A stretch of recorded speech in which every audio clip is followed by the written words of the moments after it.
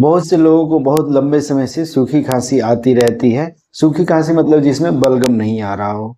और कुछ लोगों को दिन में ज़्यादा आता है, कुछ लोगों को रात और सुबह के समय ज़्यादा आता है।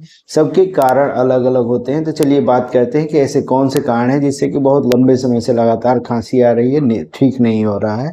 तो जैसे अगर नाक में जैसे बात करें, नोज में, तो आपको अगर पोस्ट नेजल ड्रिप हो रहा हो, या फिर गले में बात करें या मुंह में, तो अगर परसिस्टेंट ड्राइनेस रह रहा है, परसिस्टेंट नेक इरिटेशन रह रहा है, या फिर अगर पेट में बात करें तो जैसे अगर आपको जीआरडी हो रहा हो तब भी ये दिक्कत होती है, या दिल की कुछ बीमारियां होती हैं जैसे कि हार्ट फेल्योर अगर हो रहा हो तब भी जो है लगातार सूखी खांसी आती है। अगर फेफड़ों की बात करें तो अगर लगातार जैसे आपको एलर्जी की प्रॉब्लम है, पल्मोनरी एसिनोफिलिया हो रहा हो, या फिर आप अगर अस्थमा के मरीज है, सीओपीडी ब्रांकाइटिस है आपको, या फिर आपको परसिस्टेंट अगर निमोनिया लगातार रह रहा है, बार बार वायरल इन्फेक्शन हो रहा है, तो ये सब कारण होते हैं। इसके अलावा कई बार होता है कि जैसे फेफड़ों में अगर आपके कैंसर हो तब भी ये चीज़ होता है, या मिलियरी ट्यूबरकुलोसिस, जैसे टीबी में बलगम आता है पर अगर मिलियरी ट्यूबरकुलोसिस है तो उसमें सूखी खांसी आती है।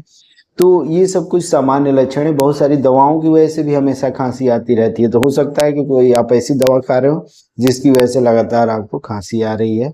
तो जिस कारण से खांसी आ रही है उसका इलाज करना रहता है, तो फिर आपकी बीमारी ठीक हो जाती है। और बाकी जैसे बचाव क्या करना रहता है कि इसमें क्या है कि जैसे मान लीजिए कि अगर एलर्जी है तो ठंड से बचना है, धूल धुआं मिट्टी से एलर्जी है तो उन चीज़ों से बचना है। अगर बार बार अगर इन्फेक्शन हो रहा है तो अगर कहीं आपकी इम्यूनिटी तो नहीं लो हो रही है, वो सब चीज़ें देखना रहता है। और बाकी जो एक सामान्य जैसे कि आप गर्म सूप पीजिए या काढ़ा बना करके पीजिए, अदरक का यूज करिए, शहद का यूज करिए। तो इन सब चीज़ों से, घरेलू उपायों से भी कई बार खांसी आराम हो जाता है। और नहीं आराम हो रहा है तो आप डॉक्टर से कंसल्ट करिए, बिल्कुल आराम हो जाएगा।